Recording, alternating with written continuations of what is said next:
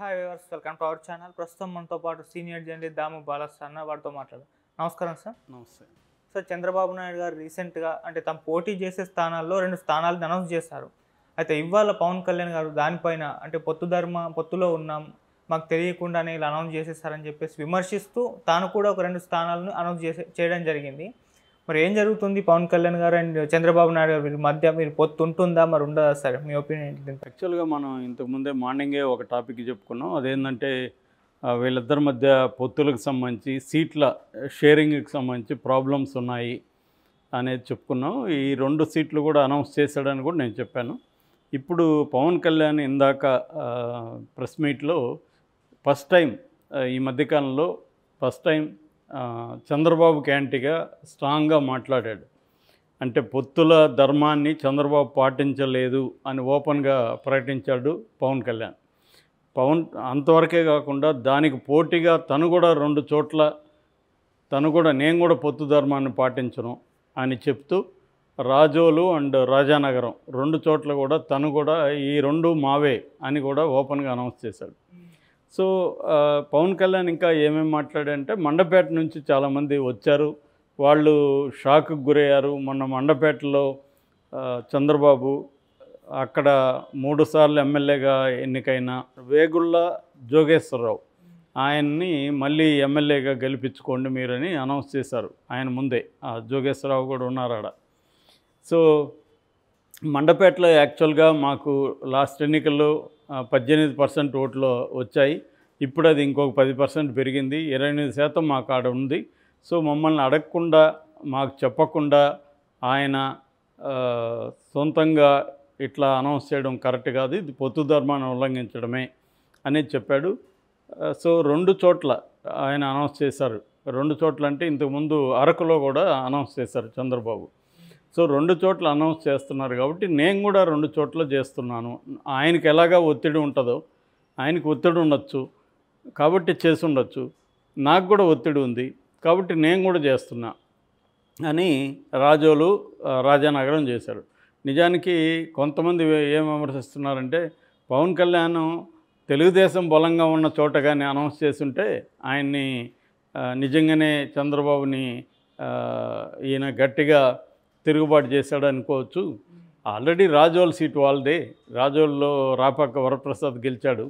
So Razole గతంలో గెలిచిన seat మళ్ళీ వాళ్ళకి ఇవ్వకుండా ఏం చేస్తారు, అందుకని ఆ సీటు ప్రకటించాడు. రాజానగరంలో కూడా వీళ్ళదే బలంగా ఉంది కాబట్టి ఈ 2 ప్రకటించడం గొప్ప విషయం కాదు అనేది కొంతమంది విమర్శిస్తున్నారు. ఏదేమైనా ఫస్ట్ టైము వీళ్ళిద్దరి పొత్తుకు సంబంధించి ఒక ఇబ్బందికరమైన వాతావరణం ఓపెన్గా బయటకు వచ్చిందైతే మనం చూడొచ్చు. అయితే గత కొంతకాలం నుంచి కూడా వీళ్ళిద్దరి పొత్తుల్లో ఇబ్బందులు గురించి వస్తున్నాయి. మనం కూడా దాని మీద ఒక సపరేట్ వీడియో చేశాము. సో అది కూడా అన్నాడు, నేను లోకేష్ కాబోయే సీఎం చంద్రబాబు అన్నప్పుడు కూడా నేను సైలెంట్గా ఉన్నాను, ఎందుకంటే వాళ్ళు సుదీర్ఘకాలం రాజకీయాల్లో ఉన్న కుటుంబం. సో వాళ్ళు ఒక మాట సడన్గా అనేస్తారు, అది నాకు తెలుసు కాబట్టి నేను సైలెంట్గా ఉన్నాను. అట్లాగే చాలామంది మీకు రాజకీయాలు తెలీదు, మీరు వీధుల్లో దిగి పనిచేయలేదు అంటున్నారు. నాకు రాజకీయాలు తెలియకుండానే నేను పార్టీ పెట్టానా, రాజకీయాలు తెలియకుండానే ఇంతకాలం ఉన్నానా? మనకు ఢిల్లీలో కూడా ఎంతో గౌరవం ఉందంటే కారణం మనం గత ఎన్నికల్లో 18 లక్షల ఓట్లని తెచ్చుకోగలిగాము, అందుకే మనకు ఢిల్లీలో కూడా గౌరవం ఉంది.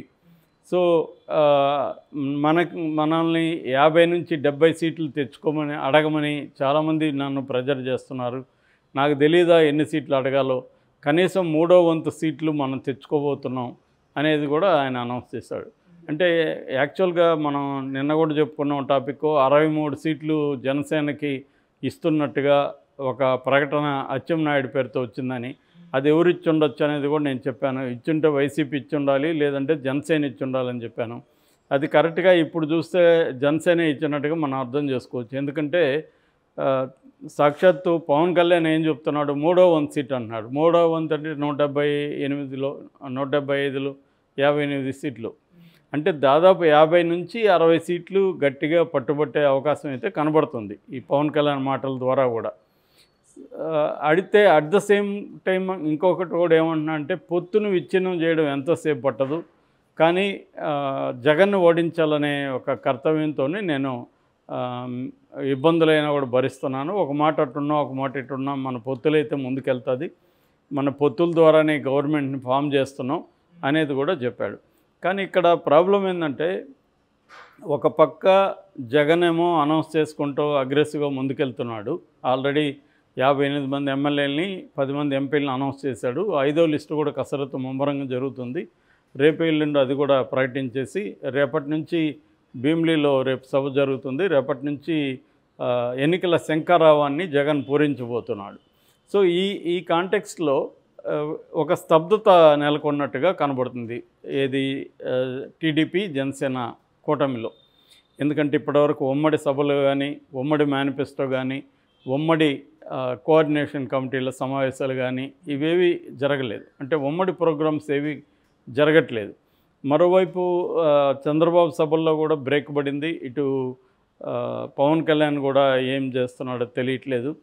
సో ఈ ప్రాబ్లం ఉంది. రెండో వైపు గ్రౌండ్ లెవెల్లో చూసినప్పుడు జనసేనకి తెలుగుదేశానికి మధ్య అనేక చోట్ల గొడవలు ఉన్నాయి. మనం చెప్పుకున్నాం తిరుపతి ఉంది, తెనాలి ఉంది, అట్లా అనేక తూర్పు వెస్ట్ గోదావరి జిల్లాల్లో కూడా చాలా చోట్ల ఈ ప్రాబ్లమ్స్ ఉన్నాయి. ఇప్పుడు ఫస్ట్ టైం పవన్ కళ్యాణ్ ఓపెన్గా చంద్రబాబు పొత్తు ధర్మాన్ని పాటించలేదు అని చెప్పడం అంటే ఖచ్చితంగా అది చంద్రబాబుకి ఇబ్బందికరమైన అంశమే. ఎందుకంటే వైసీపీ రెడీగా ఉంది. ఆల్రెడీ ఆయన అంబటి రాంబాబు ఆయన పొత్తు ధర్మమే కాదు ఏ ధర్మాన్ని పాటించిన వాడే బాబు, అది అర్థం చేసుకో తమ్ముడు పవన్ కళ్యాణ్ అని ఆల్రెడీ ట్వీట్ పెట్టాడు. అంటే వాళ్ళు రెడీగా ఉన్నారు.